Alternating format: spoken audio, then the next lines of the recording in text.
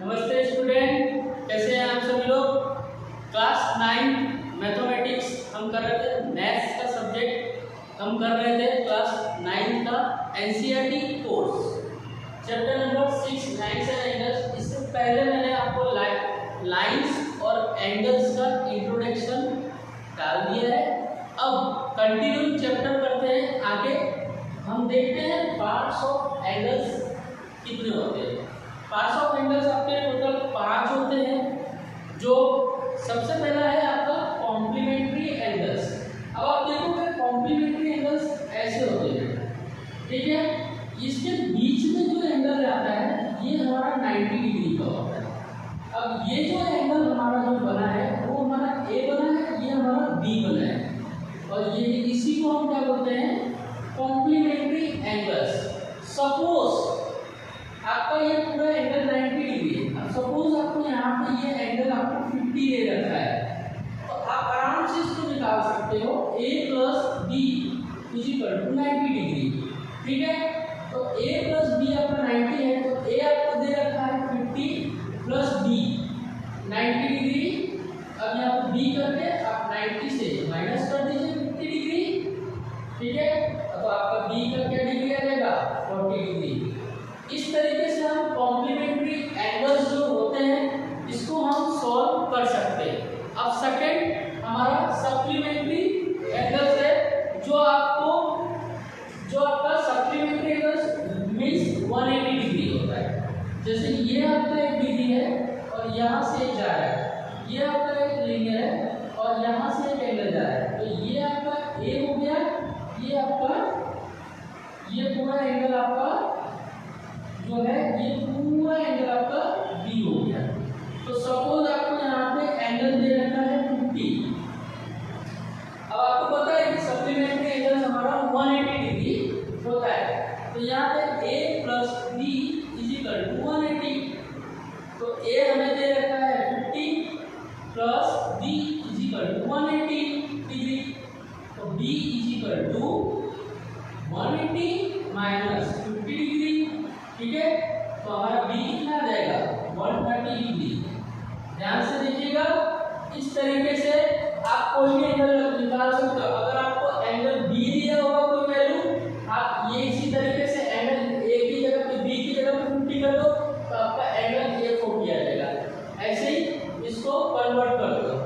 अब देखते हैं तीसरा जो एंगल है आपका एडजेसेंट एंगल। कौन सा एंगल है, एडजेसेंट एंगल्स। तीसरा आपका है एडजेसेंट एंगल्स, ठीक है। चौथा आपका एंगल्स होगा लीनियर पेयर एंगल्स। चौथा आपका होगा लीनियर पेयर एंगल्स। और फिफ्थ नंबर होगा आपका वर्टिकली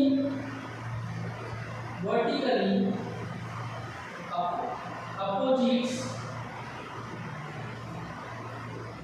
एंगल्स, ठीक है। अब देखते हैं एडजेसेंट एंगल क्या होता है। अब सपोज आपका एक एंगल से, ठीक है, ये आपका है, तो ये जो है एंगल, ये हमारा ए है, ये हमारा बी है, ये हमारा सी है और ये हमारा ए है। अब देखो ये एंगल जो लाइन हमारा ए और बी जो दिया है वो एसी जो है, इसके बीच में एक लाइन है, तो ये इसका एडजेसेंट कर रहा है दोनों का। अभी जैसे ये एक एंगल ले लेता हूँ, तो ये जो एंगल है, लाइन है, वो इसका एडजस्टमेंट है, और ये जो लाइन है इसका एडजस्टमेंट है। ये लाइन इसका एडजस्टमेंट नहीं कर सकता है, इसलिए आप ध्यान रखें जो पास में होता है वो एडजेसेंट एंगल होता है। जैसे ए और बी दोनों एक दूसरे के एडजेसेंट है, ठीक है। और ये सी, जैसे ए इक्वल टू बी, ये दोनों एक दूसरे के एडजेसेंट है, लेकिन एंगल बी किसका है, एंगल सी का है, और सी किसका है, एंगल बी का है। ये आप याद रखिए, इस तरीके से ये एंगल एडजेसेंट कर रहे हैं, ठीक है। अब लीनियर पेयर आपने सप्लीमेंट्री एंगल्स जो पढ़ा था, यहाँ पे मैं लिख देता हूँ सप्लीमेंट्री जो एंगल्स पढ़ा था ना, सप्लीमेंट्री एंगल्स बिल्कुल सेम टू सेम ये वही है, लीनियर पेयर एंगल्स। अब मैं वर्टिकली अपोजिट एंगल्स ले लेता हूँ, दो एक इंटरसेक्ट एंगल कर देते हैं, ठीक है। अब यहाँ पे मैं एक एंगल डाल देता हूँ ए, ये बी, यहाँ पे मैं डाल देता हूँ सी, यहाँ पे मैं डाल देता हूँ डी। अब आपको मैं बताता हूँ कि ए का जो वर्टिकली अपोजिट एंगल है वो कौन सा है, बी, और सी का जो वर्टिकली अपोजिट एंगल है वो कौन सा है, एंगल डी। तो आपको पता चला जो एक दूसरे के सामने है और एक दूसरे को इंटरसेक्ट कर रहे हैं तो वो दोनों वर्टिकली अपोजिट एंगल्स होते हैं, ठीक है। अब हम आगे देखेंगे जो आपको एक्सरसाइज 6.2 में यूज होगा, 6.2 में जो आपको पूरा यूज होगा। चलिए देखते हैं क्या है।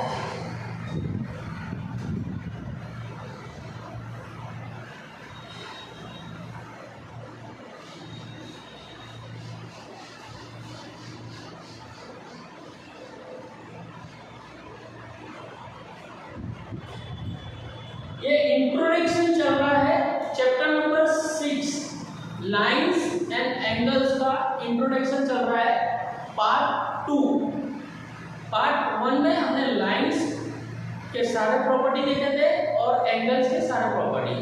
पार्ट 2 में हम देख रहे हैं पार्ट्स ऑफ एंगल्स, और अब हम देखेंगे जो आपको एक्सरसाइज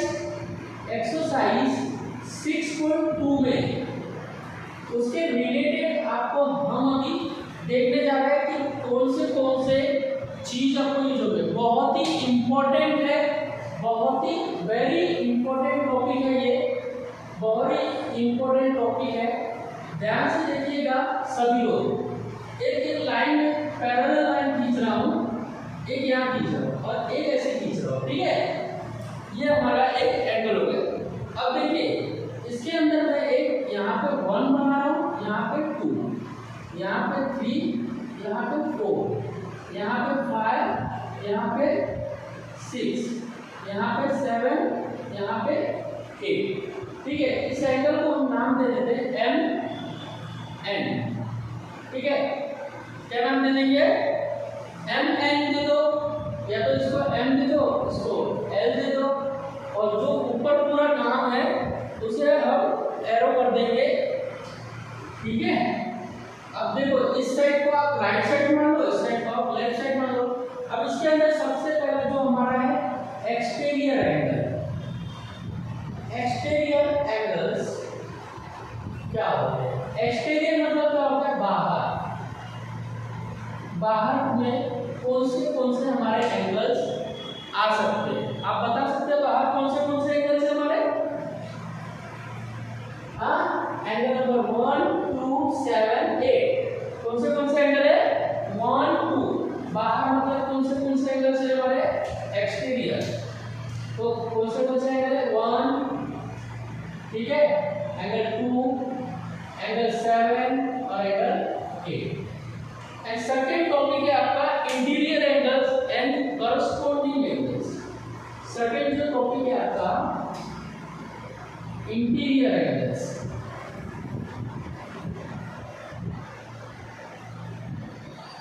ठीक है। थर्ड टॉपिक है आपका करस्पॉन्डिंग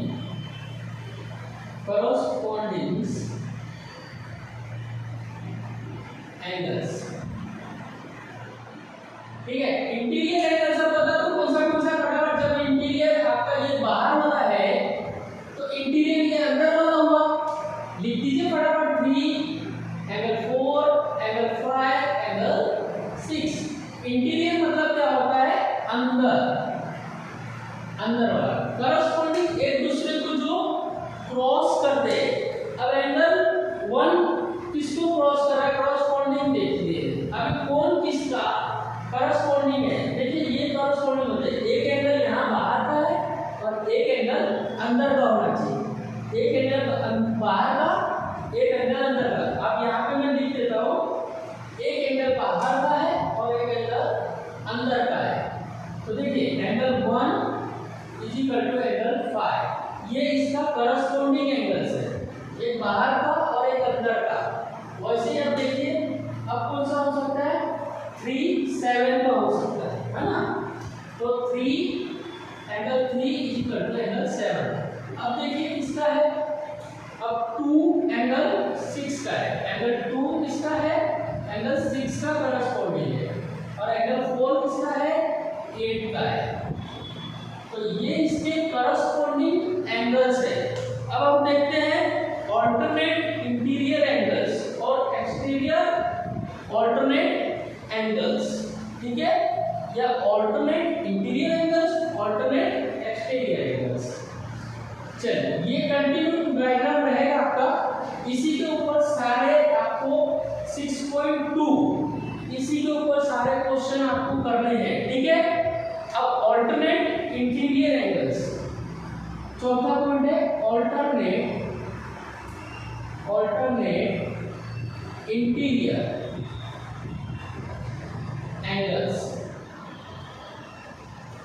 और फिफ्थ नंबर है आपका ऑल्टरनेट एक्सटीरियर एंगल्स।